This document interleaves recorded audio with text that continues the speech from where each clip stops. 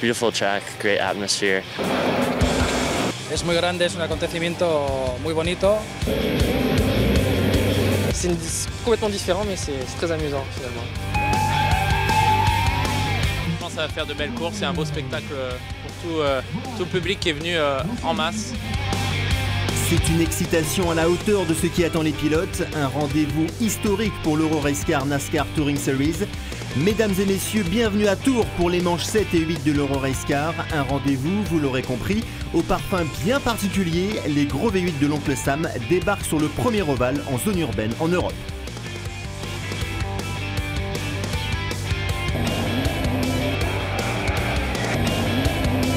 Le Tours Speedway, c'est un pas vers l'inconnu pour nombre de pilotes, un show garanti pour les spectateurs et pour les organisateurs, un pari complètement fou du Team FJ et du boss de la race car, Jérôme Galpin.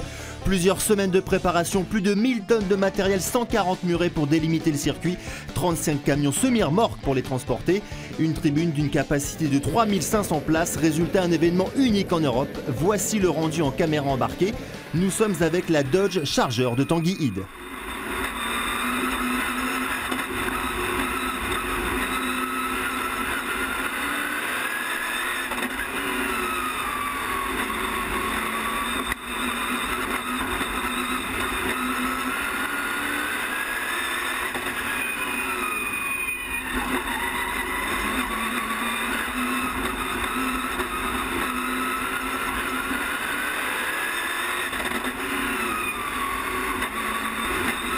Pour les plus rapides, l'ovale de 600 mètres est avalé en un peu plus de 17 secondes.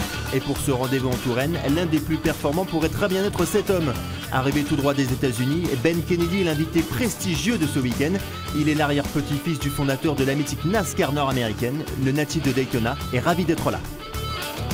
Of course, it's my first time here, the first time in the car, so c'est la première fois que je viens ici, je découvre la voiture, j'ai vraiment hâte de participer aux courses d'aujourd'hui et de demain. C'est dingue ce qu'ils ont fait ici, la piste est superbe, l'ambiance géniale, il y aura du monde, ça va être fantastique.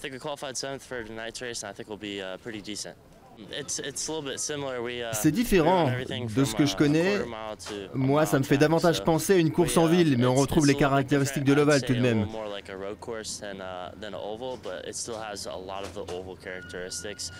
L'ovale, un truc que j'adore, puisque j'ai fait ça depuis des années. Et à l'avenir, ça pourrait être sympa de revenir faire des courses sur ce plateau. Ça me plairait bien, oui. Il y a toujours de la pression quand on court en race car.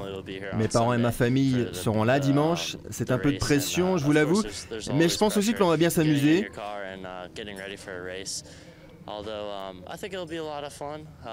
Je n'ai pas à m'occuper des points puisque je suis invité. Il faut juste que je me concentre sur le fait d'être premier à la fin de la course. Petit détail sur la voiture de Ben Kennedy, et c'est à ce genre de choses que l'on voit que c'est vraiment la star sur ce meeting. Regardez plutôt, ça se passe à l'intérieur, donc dans le cockpit, avec ce siège qui a été spécialement conçu pour lui du côté de Charlotte aux États-Unis, spécialement moulé à son corps. Donc en l'occurrence, Ben Kennedy doit être bien confort là-dedans. C'est la star, on le disait. Regardez juste à côté, il y a la voiture d'Ander Villareno qui est premier de la catégorie Elite. Et Ander Villareno, l'Espagnol, lui, ne dispose que, vous allez le voir, vous le voyez, d'un siège classique, pourrait-on dire. Et toute dernière information concernant le siège de Ben Kennedy, son prix, 20 000 €. Et c'est vraiment à ce genre de détail que l'on voit que c'est la star de ce week-end.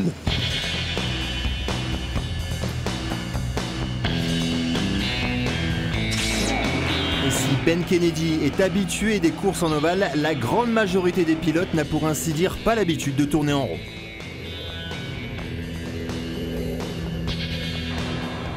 C'est vraiment une première. Je pense que tous les Galpins, le Team FJ ont fait quelque chose d'unique en Europe. Ah, c'est vraiment chouette, en plus les spectateurs sont au rendez-vous, ça fait plaisir. Et, déjà dès ce matin, quand je suis arrivé à 8h30 sur le circuit, il y avait déjà plein de gens partout, donc c'est assez hallucinant. Tout est génial, la piste est difficile, mais c'est super d'être ici. J'espère être performant, mais de toute façon je suis fier d'être là. Ce qui est très dur, c'est d'aller vite sur une piste comme ça. C'est pas du tout les mêmes repères, on freine pas de la même façon, on pilote pas de la même façon. Et donc pour aller vite sur un petit ovale comme ça, et ben c'est c'est différent. Voilà, on ne peut pas dire que c'est plus compliqué ou moins compliqué qu'un circuit routier, mais en tout cas c'est différent. On parle beaucoup des petites bosses, notamment dans les virages. Qu'est-ce que tu en penses? Hier, je t'aurais dit que j'étais pas content, parce que les bosses, je trouvais pas ça sympa. Une fois qu'on est en course, on n'y pense plus, on envoie. Et là, par contre, on sort tous avec le sourire parce que c'est quand même assez sympathique. Ça reste une course, comme sur un circuit comme ailleurs. Le but, c'est de prendre l'avantage sur l'autre. Alors, on n'y pense plus aux bosses et c'est le physique qui dit quand on va s'arrêter ou pas. Peu importe le flacon, pourvu qu'on ait l'ivresse. Et c'est vrai qu'ici, on est un peu tous déboussolés, mais malgré tout, ça fonctionne. Le public est ravi. Et puis nous, il faut simplement qu'on se mette à aimer l'ovale et ça va le faire. Et pour le moment, Vincent Gonneau a toutes les raisons du monde d'aimer l'ovale. Pour la grande finale Open du samedi, il s'élance en pole position. À ses côtés, David Périsset. Deuxième ligne composée de Frédéric Jouet et Stéphane Sabat.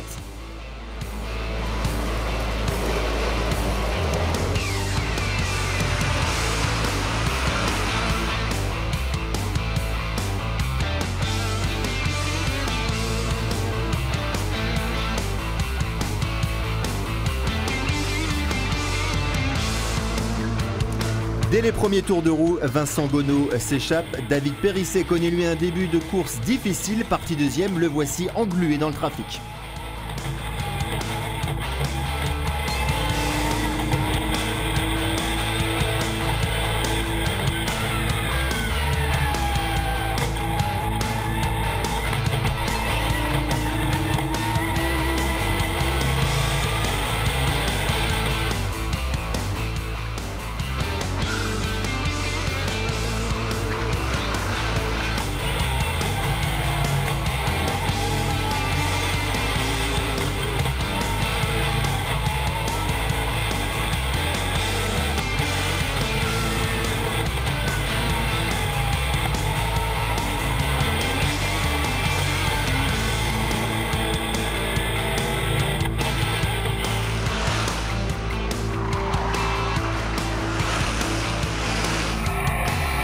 De son côté, Vincent Gonneau poursuit sa marche en avant et négocie déjà le dépassement des premiers retardataires.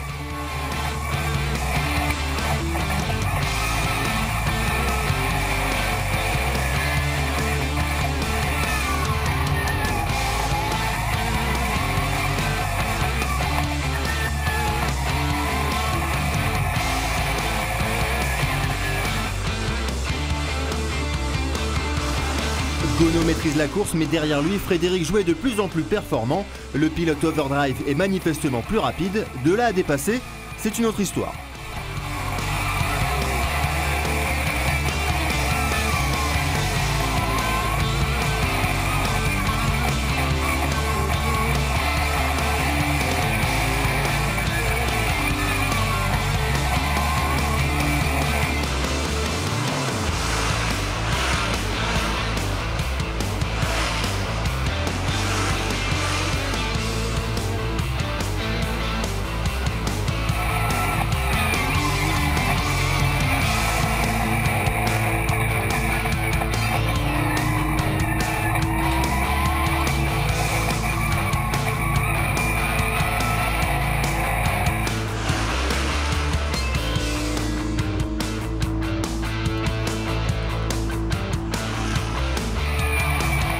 En caméra embarquée avec Vincent Gonneau qui doit abandonner sa place de leader, Frédéric Jouet a mieux géré le dépassement des retardataires et se retrouve aux commandes de la course.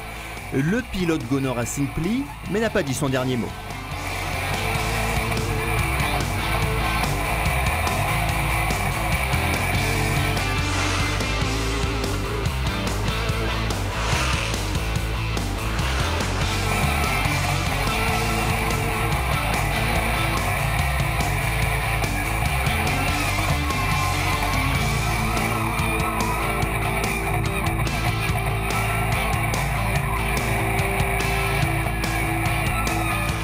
Navigué en queue de peloton, Philippe Bodinière part à la faute à l'entrée de la ligne droite.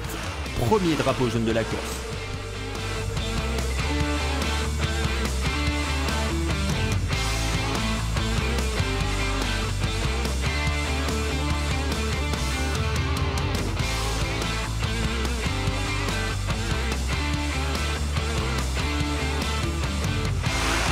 Au restart, c'est Simon Escalier qui réalise la bonne opération.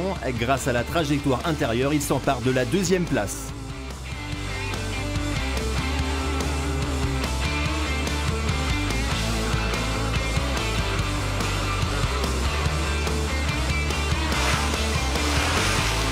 Quelques instants plus tard, c'est un Gonneau revanchard qui récupère son bien.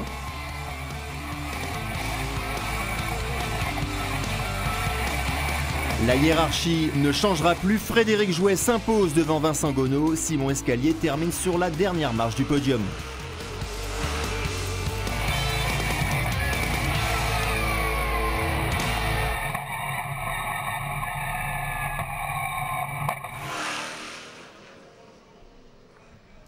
Je suis tourangeau, natif tourangeau, donc très content d'être ici et encore plus content d'être sur la plus haute marche. Et c'était une course, on va pas dire parfaite, mais qui s'est très bien déroulée pour moi.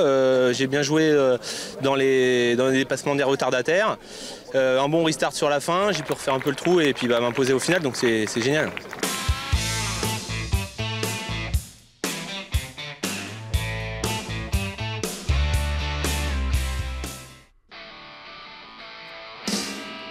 De mémoire de Tourangeau, on n'avait jamais vu un tel spectacle. Des motos à perte de vue. Il faut dire que l'organisation a mis les petits plats dans les grands, à quelques mètres de la piste au V8. Une piste aux étoiles pour les passionnés de culture outre-Atlantique. Et ne leur parlez pas de voiture, ici c'est Harley Davidson exigé. Et non loin de là, un autre parfum d'Amérique. Les gros V8 de la Race Car vont à nouveau faire entendre leur voix rauque et caverneuse. Place à la petite finale Open. Alors que le ciel se couvre, quel pneumatique pour les pilotes élites. À quelques minutes du départ, des trompes d'eau s'abattent sur le circuit. Le pneu pluie a le vent en poupe. Après la pluie, le beau temps, pensent certains. La cote du slick remonte en flèche, mais seul le temps dira quelle option était la bonne. Sec ou mouillé, sur le papier, c'est sans aucun doute la course la plus relevée de l'histoire de l'Euro Race Car. Les deux Espagnols Javier Villa et Ander Villareno, les trois invités de prestige Elary, Muller et Kennedy, et les deux Romains Iannetta et Thiévin. Autant dire que l'on a vraiment hâte de les voir s'expliquer sur la piste. Et pour cette finale, c'est un autre Romain qui a réalisé la pole, Romain Fournillier. Le pilote Overdrive devance Romain Iannetta d'Ores Compétition. Deuxième ligne 100% espagnole, Javier Villa partira aux côtés d'Ander Villareno. Une place quasi inespérée pour le leader du championnat, victime vendredi d'une sortie de piste qui a largement endommagé sa voiture. Coup de chapeau à ses mécaniciens.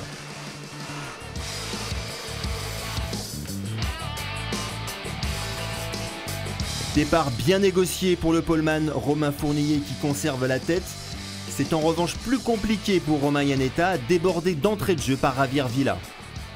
Iannetta décidément en grande difficulté, il cède du terrain à chaque tour et voit la tête de course s'éloigner. Après 5 tours de course, Fournillier occupe la tête devant les Espagnols Villa et Villareno. Mais rien n'est fait, surtout quand le Pace Car s'invite à la fête. Première interruption de course, les positions se resserrent, tout est à refaire pour les leaders. Un restart parfaitement négocié par Fournillier, toujours en tête, suivi de Javier Villa qui n'arrive pas à suivre le rythme du leader.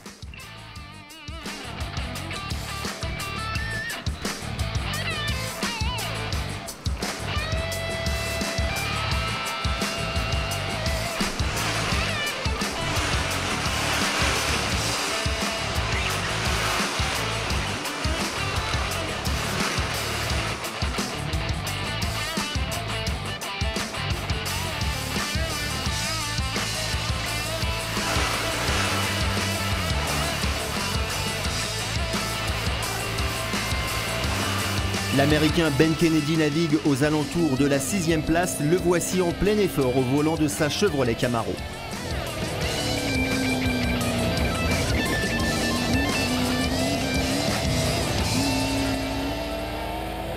Ben Kennedy est loin de la tête de course mais ne s'affole pas, d'autant qu'une interruption va venir resserrer les positions.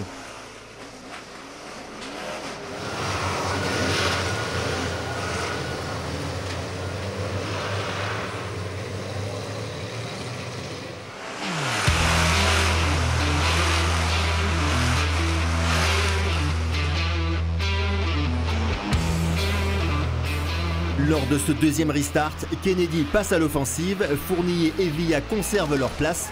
Mais en troisième position, Villareno est en grande difficulté face à l'Américain.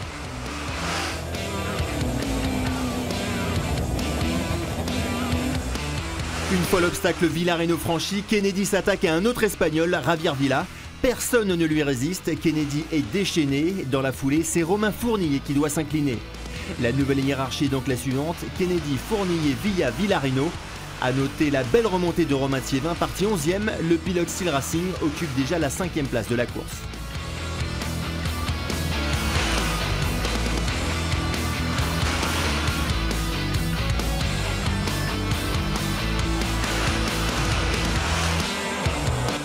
Il faut une interruption de course pour stopper la marche en avant de Ben Kennedy. Stéphane Jaggi part à la faute et provoque un nouveau drapeau jaune. Et pour Romain Iannetta, il n'y aura pas de restart. Le pilote d'Ores Compétition jette l'éponge à mi-parcours.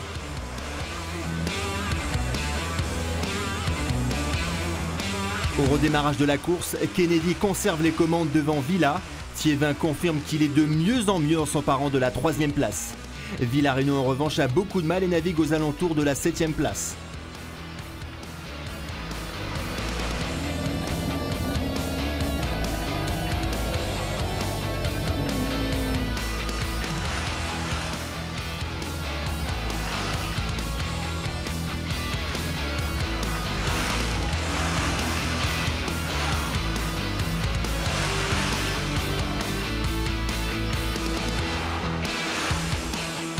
Alors que nous approchons des 2 tiers de la course, nouvelle interruption de course suite à cet incident. Villa a percuté Larry, Yvan Muller passe tant bien que mal entre les gouttes.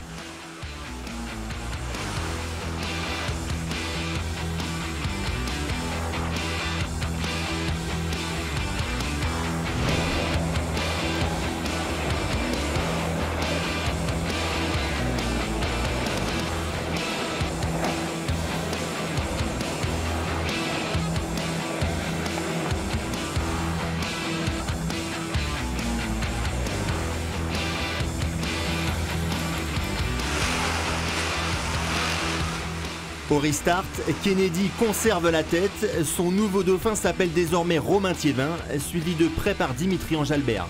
Le spectacle annoncé est au rendez-vous. La fin de course sera de toute beauté.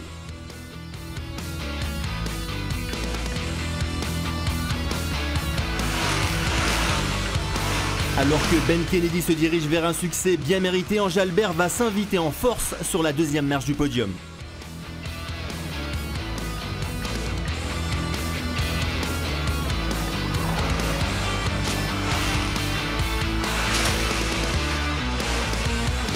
Dans cette mésaventure, Romain Thiévin a tout de même franchi la ligne d'arrivée et termine finalement 3e. Une fin de course en apothéose, le public est en ébullition et les images, selon l'expression consacrée, se passent de commentaires.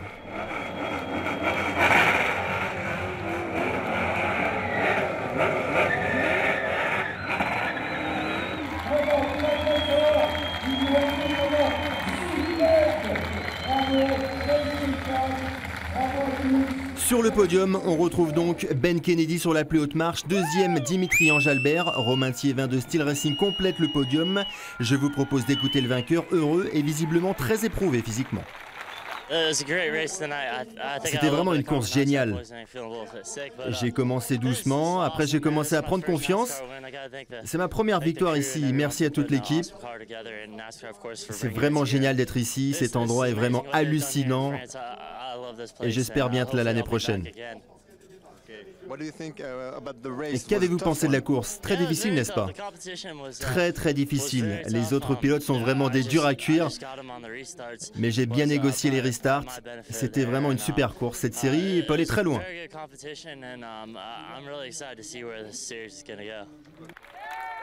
Kennedy, Angelbert, Thiévin, voici donc le podium de la course.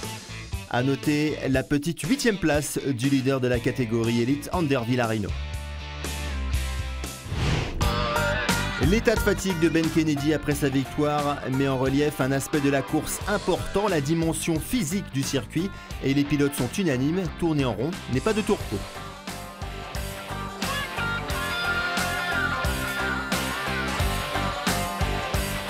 C'est clairement plus éprouvant pour les cervicales, pour les bras.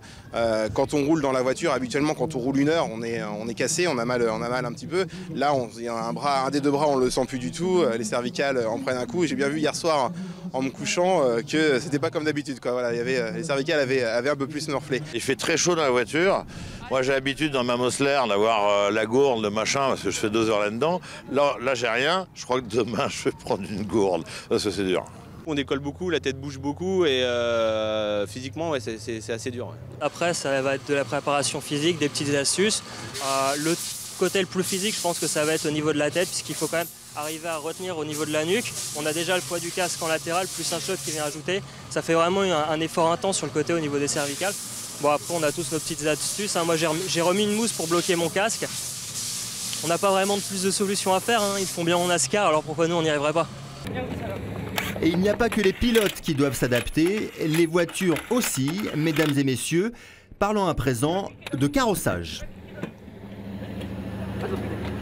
À circuit particulier, réglage particulier, on en parlait tout à l'heure avec les différents pilotes. Regardez ici sur la voiture de Romain Fournilier, donc regardez la roue avant droite, donc qui est, on le voit sous l'aile, il n'y a aucun souci, ça ne dépasse pas, regardez. Et si l'on va du côté conducteur, vous vous apercevez, regardez, que la roue sort de 2-3 cm au-delà donc de l'aile.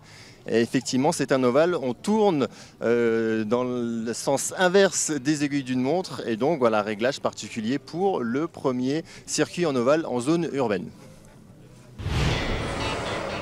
Place aux courses du dimanche avec la première demi-finale Open. Vincent Gonneau part en pole position devant Alain Grand. Mais attention derrière, en 3e position, Philippe Marie tient la corde et ne va pas tarder à s'emparer de la 2e place. Si la première est pour le moment chasse gardée de Vincent Gonneau, la lutte pour la 2e marche du podium fait rage. Philippe Marie, ici en caméra embarquée, bataille avec Alain Grand.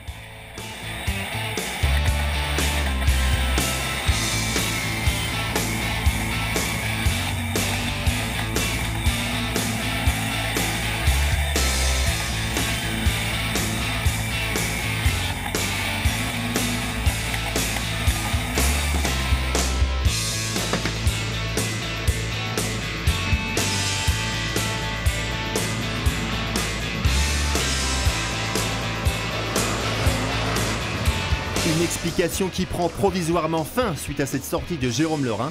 Course neutralisée.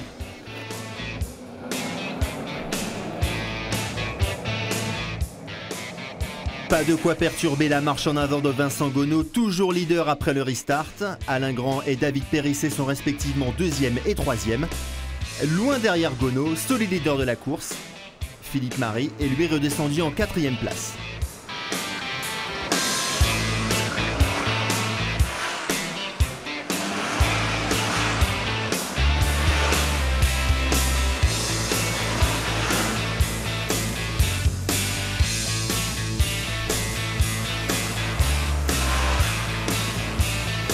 Mais dans une course aux multiples interruptions, le leader ne s'envole jamais bien loin. En haut de l'écran, Joseph Cosella part à la faute. Nouveau drapeau jaune. Et sous safety car, nouvel accrochage entre Donald Regnault et Alain Grand. Par chance, Grand récupère la place qui était la sienne avant le drapeau jaune, c'est-à-dire 2e. Pas de quoi inquiéter Vincent Gonneau, solide leader imperturbable depuis le début de course, en route vers un succès amplement mérité.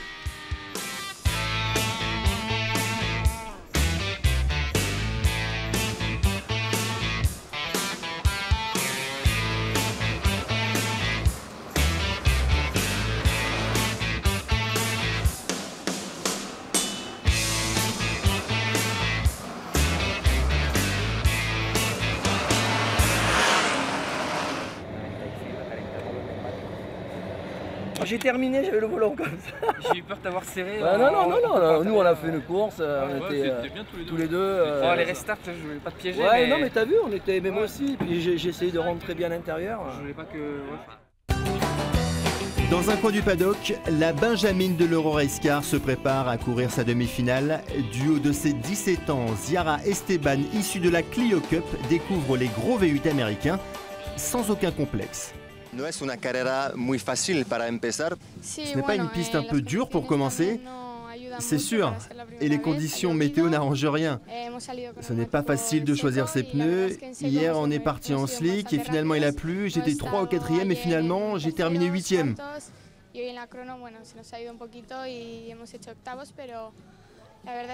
J'espère que ce sera mieux lors de la prochaine course. Par rapport à la Clio Cup, c'est un changement radical. Mais j'aime beaucoup le comportement de ces voitures. J'aime beaucoup leur réaction. J'ai vraiment de bonnes sensations. Il y a d'autres pilotes espagnols sur le plateau. Est-ce qu'ils te donnent des conseils? Oui, ils m'aident beaucoup. Je parle souvent avec Ander. On vient tous les deux de la même région de Bilbao, dans le Pays Basque. Et il me parle beaucoup.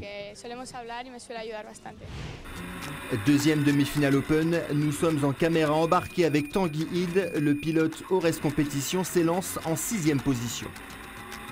Aux avant-postes, on retrouve Frédéric Jouet et Simon Escalier. Deuxième ligne composée de Pascal Renaudat et Gérald Cormon.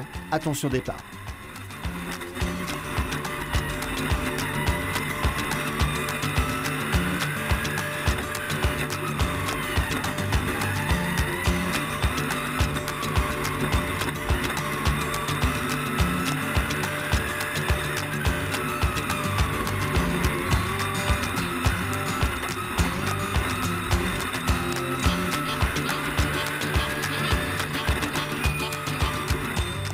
Bon départ pour Frédéric Jouet qui compte déjà quelques mètres d'avance sur ses poursuivants. Deuxième, Simon Escalier. Troisième, Pascal Renaudat. En caméra embarquée avec Gérald Cormon, 4e de la course, sur les talons de Joaquin Gabarron.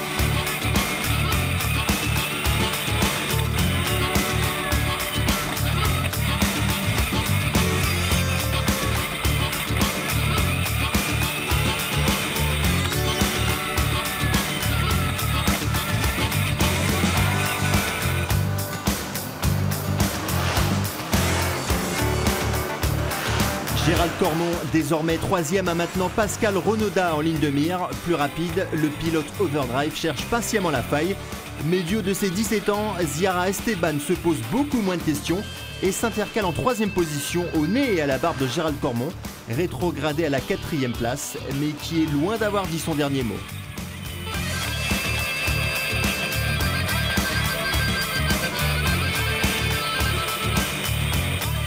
Au 35e tour, Cormon replace sa Dodge Challenger en 4e position devant la jeune Espagnole qui doit contenir les assauts d'un client de taille, Tanguy Ide, sur sa Dodge. Début d'un mano à mano spectaculaire entre les deux pilotes.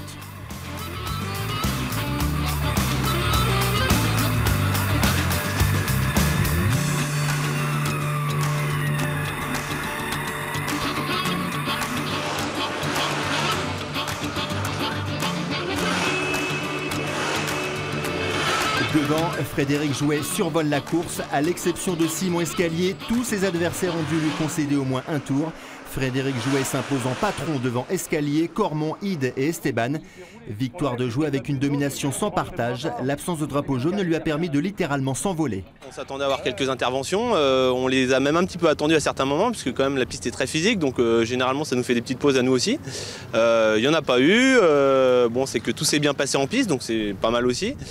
J'espère qu'en finale, il y aura peut-être une petite intervention éventuellement pour faire une petite pause à mi-parcours et remettre la gomme pour la fin, ça serait bien. Le Country Rock Bike Festival, un morceau d'Amérique dans la cité Tourangelle, 35 000 spectateurs, des centaines d'exposants et une atmosphère unique. Si le week-end de l'Euro-Race Car est une réussite, cette 6e édition du festival n'est pas en reste. Là encore, les organisateurs avaient mis les petits plats dans les grands.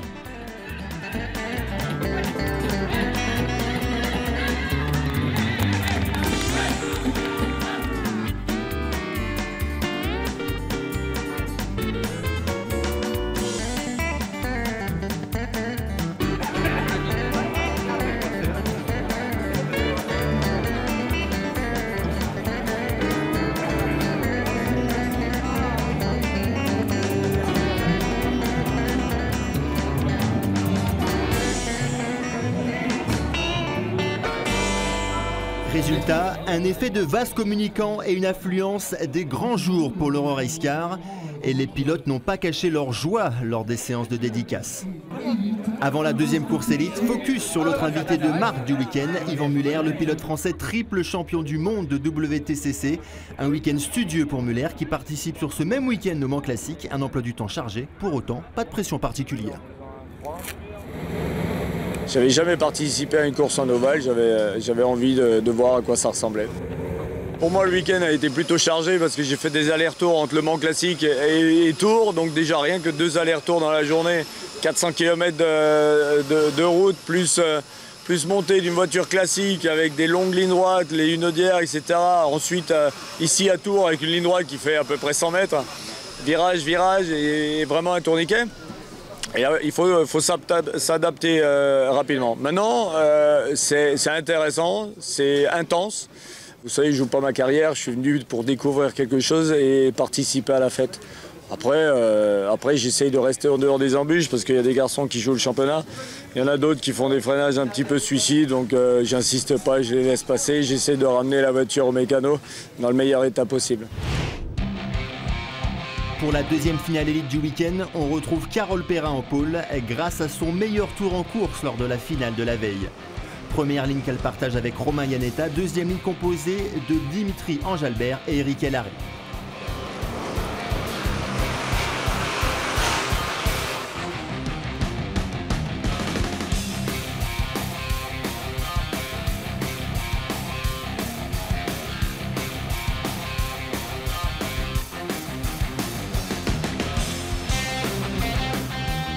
Départ parfaitement négocié pour Perrin qui est en tête devant Enjalbert et Iannetta. Nous voici avec Ben Kennedy, l'Américain se bagarre aux alentours de la 6e place.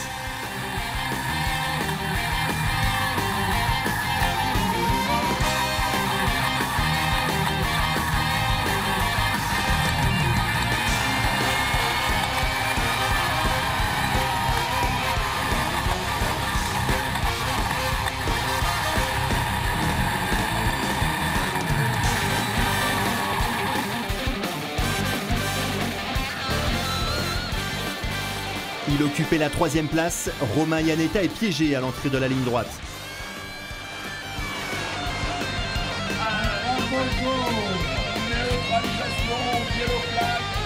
Premier drapeau jaune et premier restart de cette finale élite. Carole Perrin tient toujours la corde, mais très vite, elle ne va plus tenir la course. Dès le premier tour de relance, Enjalbert, Thiévin lui passe devant, imité quelques instants plus tard par Villarino.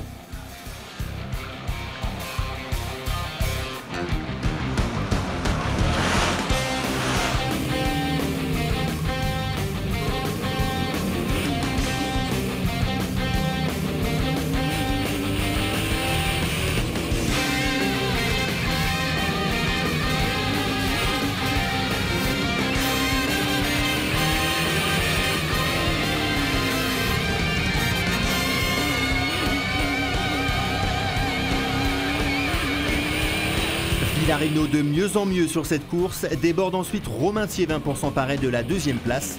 Prochaine cible, Dimitri Enjalbert. La course est longue, l'Espagnol prudent, le pilote Overdrive conserve la tête avant un nouveau drapeau jaune.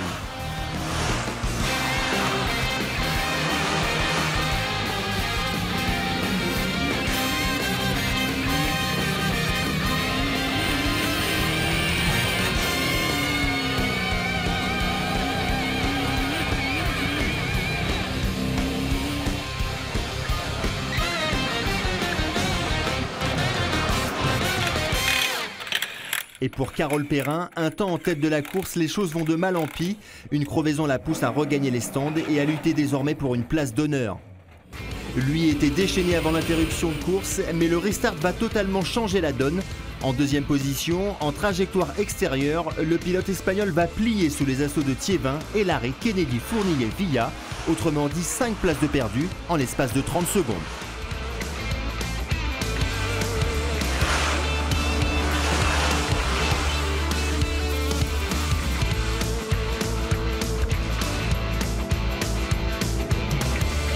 De son côté, Carole Perrin ne va pas plus loin.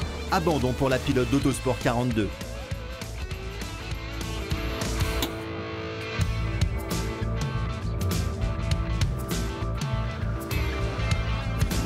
En course, nous avons le droit à un nouveau restart, cette fois-ci bien mouvementé.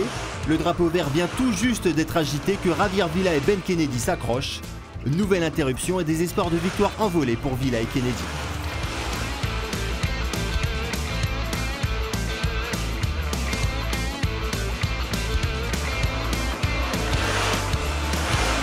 Au nouveau restart, Enjalbert conserve la tête et comme souvent depuis le début du week-end, le pilote en deuxième position à l'extérieur du virage se fait doubler la politesse par la voiture occupant la trajectoire intérieure. Voici donc Eric Elary en deuxième place. Pas pour longtemps, le champion élite 2011 prend les commandes de la course devant Enjalbert, pressé par Thiévin. Enjalbert se cramponne à sa deuxième place. Résultat, la bagarre se solde par un accrochage entre les deux hommes qui vont tant bien que mal réussir à réintégrer la course. Nouveau drapeau jaune, nouveau restart, la course reprend ses droits. Pas pour très longtemps.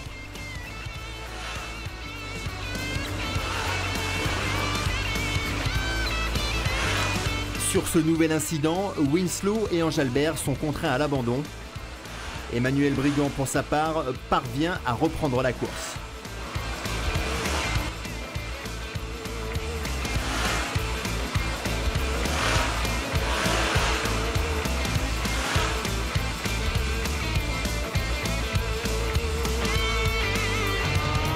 Et cette fois-ci, c'en est trop pour la Dodge Challenger de Romain Thiévin, qui dépose finalement les armes après cette énième péripétie. Le drapeau n'est plus jaune, mais rouge. Les concurrents restent immobilisés le temps d'évacuer les véhicules accidentés et de nettoyer la piste.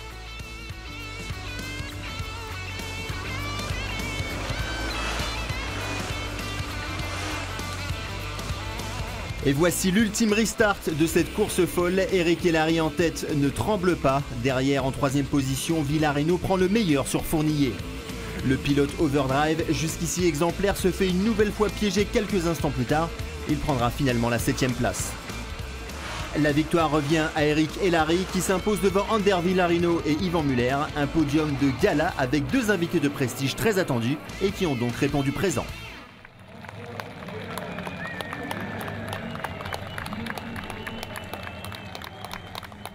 Autant hier j'étais dans tous les mauvais coups, autant aujourd'hui quand je voyais que c'était un peu trop agité, je laissais. Après j'ai remis la pression et j'ai pas touché une fois le mur. Hier j'ai touché 9 fois. Donc j'étais peut-être un peu trop chaud, donc j'ai tout recalé. La succession de safety car m'a aidé un petit peu aussi parce que ça me permettait de refroidir les freins avant et avoir un peu moins de grip, ce qui me permettait d'avoir un train arrière un peu plus stable. Puis petit à petit je suis revenu. C'est qui la demoiselle à côté de toi? C'est ma jeune fille Nina. D'accord. Fier de papa? Super fier, toujours. Merci beaucoup, merci. Bon, félicitations. J'espère qu'elle n'est pas que fière pour les résultats. Hein. Les résultats, c'est une chose, le reste, c'est beaucoup plus important. C'est pour ça que j'ai dit toujours. Retour gagnant donc pour Elary, deuxième place pour Villarino. Muller est donc troisième. À noter qu'Elary étant invité, la belle opération est pour Ander Villarino qui récupère les points du vainqueur. Après cette finale élite, on s'affaire dans les stands et les pilotes élites n'ont pas vraiment ménagé leur monture. Il faut remettre en état les véhicules pour les pilotes open. Et malgré tous les efforts des mécaniciens, seuls 6 concurrents prennent le départ de la petite finale. Sébastien Baron, Joaquin Gabaron sont en première ligne. Pascal Renaudin et Franck Viola occupent la deuxième. Attention, départ!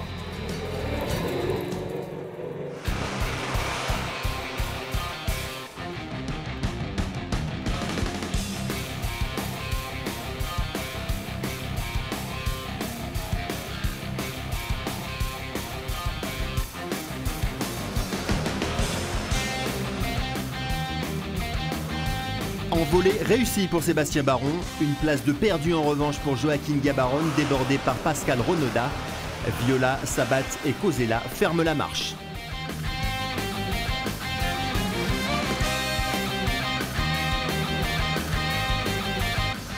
En tête de course, Sébastien Baron domine toujours les débats et va bénéficier d'un grand bol d'air puisque son adversaire le plus menaçant, Pascal Ronoda, écoupe d'un drive-through.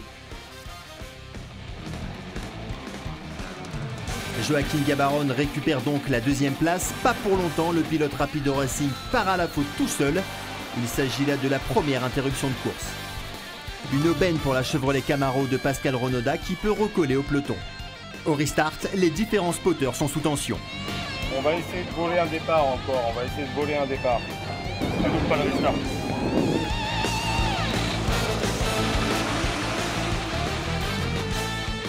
Attention extérieur, ça passe. Il est derrière, il est à l'extérieur. Pascal Ronoda est bel et bien à l'extérieur mais va finir par passer. Le pilote Gono Racing opère alors une folle remontée. Après quelques tours, Pascal Ronoda reprend sa deuxième place dans les talons de Sébastien Baron. Les deux hommes ne vont plus se quitter jusqu'au drapeau à damier.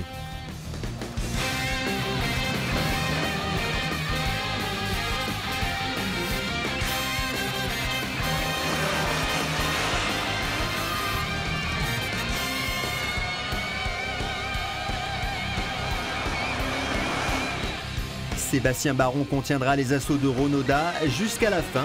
Le pilote Rapido Racing remporte cette petite finale open devant Pascal Ronoda donc. Dernière marche du podium pour Joaquin Gabaron. Dans un instant, la réaction du vainqueur.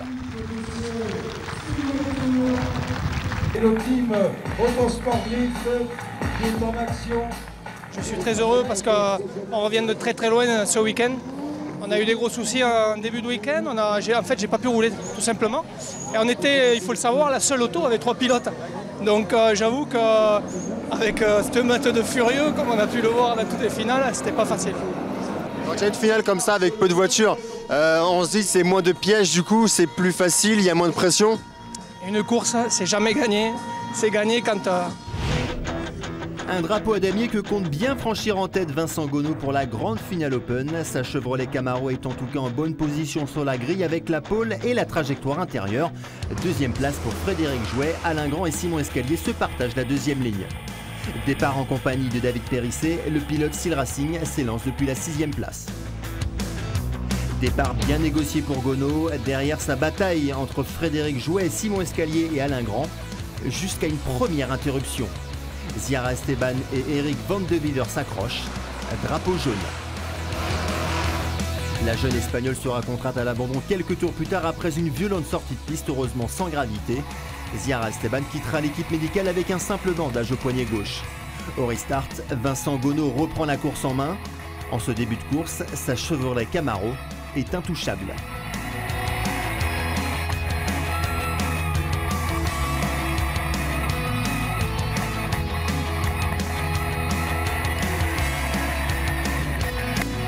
Gono, leader devant Alain Grand, Simon Escalier et Frédéric Jouet, Périsset, Baudinière et Vernet ferment la marche.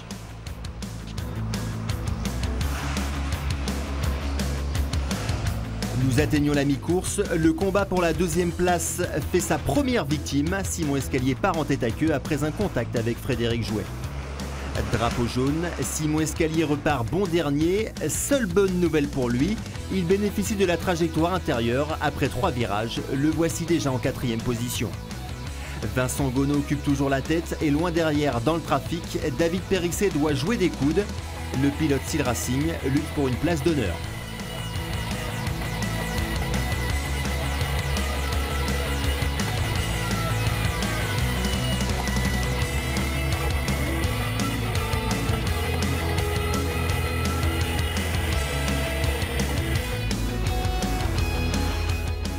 Si Gono est imperturbable, Alain Grand peine à contenir ses poursuivants. Le pilote Overdrive perd sa place et se retrouve dans le peloton de chasse.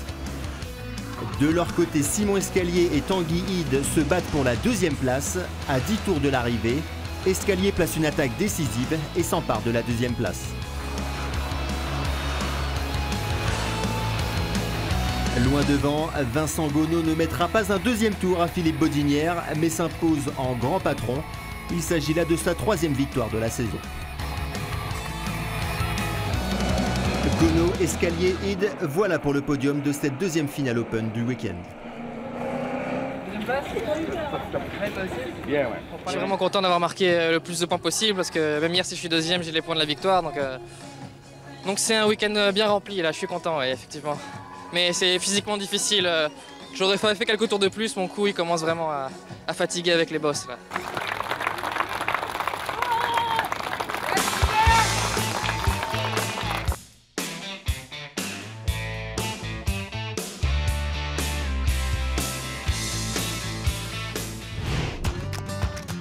Un ovale urbain au beau milieu de l'Indre-et-Loire. Le pari était un peu fou, mais à l'issue de ce week-end tourangeau, le verdict est sans appel.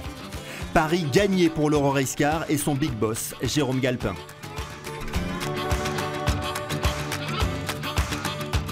Qui tout double, c'était de se dire voilà, est-ce que les teams, est-ce que les pilotes vont prendre du plaisir à faire du NASCAR et à voir ce que c'est? Et là, ils se sont tous éclatés. Mais quand je dis on l'a fait, c'est-à-dire que les mécanos, les spotters, les patrons de team, les pilotes, tout le monde a découvert ce que c'était, tout le monde a pris un plaisir fantastique et on n'aurait pas pu le faire sans eux, il fallait leur confiance, ils ont joué le jeu, tout le monde a pris un plaisir fantastique, le public, on a vu le public debout à chaque course, chaque fois qu'il y a un dépassement ça se levait, ça applaudissait, donc vraiment un week-end plein et un week-end où on s'est vraiment éclaté. Voilà, c'est tout pour ce rendez-vous de l'Euro-Rescar sur l'Oval de Tours. Merci à vous de nous avoir suivis. Prochain rendez-vous de nos belles américaines les 29 et 30 septembre à suivre bien évidemment sur Motors TV. Salut à tous!